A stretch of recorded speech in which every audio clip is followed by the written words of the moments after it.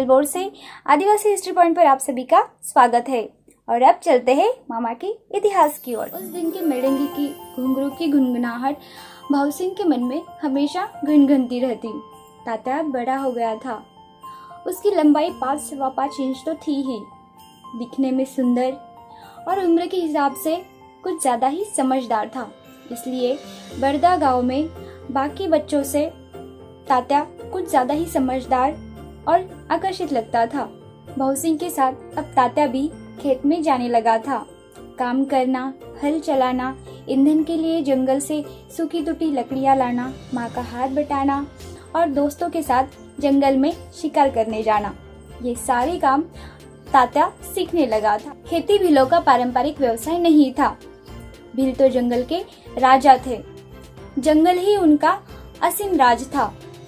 मुक्त होकर जंगल में घूमना, भूख लगने पर मौसम में मिलने वाले कंदमूल और फल खाना और शिकार कर अपना पेट भरना, यही उनकी दिनचर्या थी। भीलों ने कभी किसी को नुकसान नहीं पहुंचाई और ना ही कभी किसी को नुकसान पहुंचाते थे।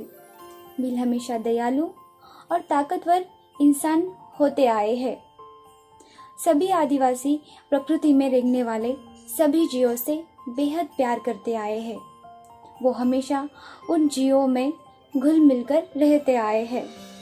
इसी जंगल में मिलने वाले महुआ के फल और फूल, उनसे बनने वाली रोटी, तेल और दारू, यह भीलों के प्रिय खाद्य और पेय रहे हैं। साल भर में कभी ऐसे नहीं हुआ कि सिर्फ त्योहार को ही भीलों ने खुशियां मनाई हो, बल्कि इतनी कठिनाइयों में भी वो हंसता बनाकर रखते और महुआ की दारू पीकर रात भर मदहोश बनकर नाचते गाते।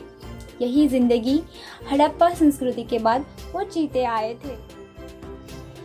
परंपरागत तौर पर महुआ, इसके फूल और पत्तियों का कई बीमारियों की रोकथाम और इलाज में उपयोग किया जाता रहा है। इसके फूल का उपयोग ब्रोंकाइटिस, मुंह के छाले और अन्य कई बीमारियों के इलाज में उपयोग किया जाता है। आदिवासी परंपरा में जन्म से लेकर मरने के बाद भी महुए से बनी शराब का तर्पण किया जाता रहा है। जन्म, विवाह व मरण संस्कार में भी महुआ का उपयोग अनिवार्य रूप में होता आया है।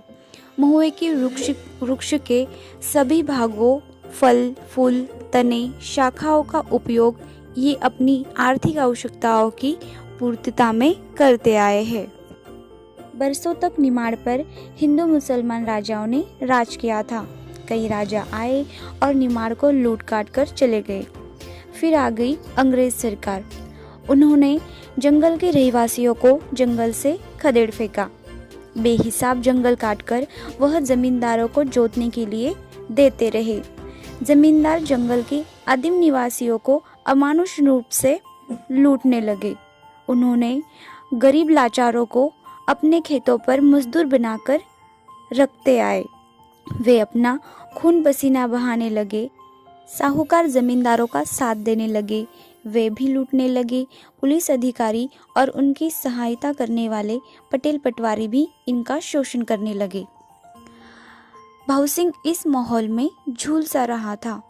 पटेल फसल को खलिहान से उठाकर ले जाता था और कहता कि कर्ज अभी तक चुका ही नहीं, और इस वजह से फिर से पटेल के दरवाजे पर ही विवश खड़ा हो जाना पड़ता था। तात्या ने भीलों की परंपरागत बातों को भली भांति अपना लिया था। कमान चलाना, अचूक भाला फेंकना, बिना किसी थकान के मीलों नंगे पैर शिकार के पीछे दौड़ते जाना जैसे कामों में तात्या कुशल हो गया था। तात्या अपने आसपास के हम उम्र लड़कों का नायक बन गया था। बसंत का आगमन हो चुका था। चेतना की एक लहर सी सारे निमाड़ पर फैल गई थी। शाम का वक्त हुआ। काम पर गए हुए लोग अपने अपने झोपड़ियों की ओर लौटने लगे। तात्या की झोपड़ी के सामने ही मंगल्या भील की छोटी सी झोपड़ी थी। वह अकेला ही धीमी लय में ढोल पीट रहा था। अंधेरे में ढोल की आवाज़ आसपास की झोपड़ियों में पहुंचते ही महुए के दारू की अमल में एक एक भील अपनी झोपड़ी के बाहर निकल पड़ा। आवाज़ की दिशा में खींचता चला आया। मंगल्या तल्लीन होकर ढोल बजा रहा था। वह दूसरे भीलों से कुछ ज़्यादा ही लंबा और हट्टा कट्टा था। उसके गंठीले शरीर ने धूप और बारिश के कई मौसमों को झेला था। सिर पर एक पुराना फटा कपड़ा बेतरतीब से बांधा हुआ था। कमर में आगे पीछे छूटा हुआ लंगोट बांधा हुआ था। नुकीली सफ़ेद और काली मूछों के कारण उसका चेहरा हंसमुख लगता था। कमर की करधनी का लाल डोरा काला होकर उसके रंग में घुल मिल सा गया था। झोपड़ियों के सामने खुली जगह में बंगला ढोल बजा रहा है, यह देखकर विट्ठल भी हाथ में फौलाद की 3 कोने वाली कड़ी लेकर आया। लक्ष्मण पीतल की थाली बजाता हुआ संगत करने लगा। झांझ बजने लगी, डफ गूंजने लगे। कड़ी ने किनकिन करने वाली लय पकड़ ली। जैसे जैसे महुई की दारू का खुमार बढ़ता गया, वैसे वैसे नाच में और भी रंग भरता गया। नाच और नशा भीलों की जिंदगी की 2 अहम बातें थी। डफ, झांझ, कड़ी और पीतल की थाली की आवाज़ में मदमस्त की एक गति आ गई थी। पूरा समूह एक लय में डोल रहा था, आगे पीछे झूम रहा था। आधी रात बीत गई थी। नाचने वाले थोड़ा आराम कर फिर से नाचने लग जाते। डफ ढोल बजाने वाले भी कंधे बदल बदल कर ढोल बजा रहे थे। मंगला ने नाच बंद हो जाने की सूचना देने वाली ध्रुगत शुरू कर दी। धीरे धीरे नाच की गति कम हो गई।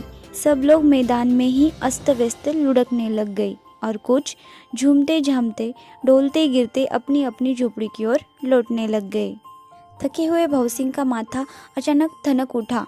पल भर पहले जो नाच की खुशी थी वह अब वहशीपन में छा गई थी। झोपड़ी की तरफ लौटने वाली अपनी घरवाली का झोटा पकड़कर उसने हाथों और पैरों से उसे पीटना शुरू कर दिया। बिलाटी में घरवाला शराब के नशे में अपने घरवाली को पीटे, यह आम बात थी। इसलिए भवसिंह जब जीवनी को पीटने लगा तो किसी ने उसकी तरफ ध्यान नहीं दिया। लेकिन भवसिंह आज कुछ ज़्यादा ही बहक गया था। दोपहर में भिवा पटेल ने उसे पट्टे की रकम न देने पर डांट पिलाई थी।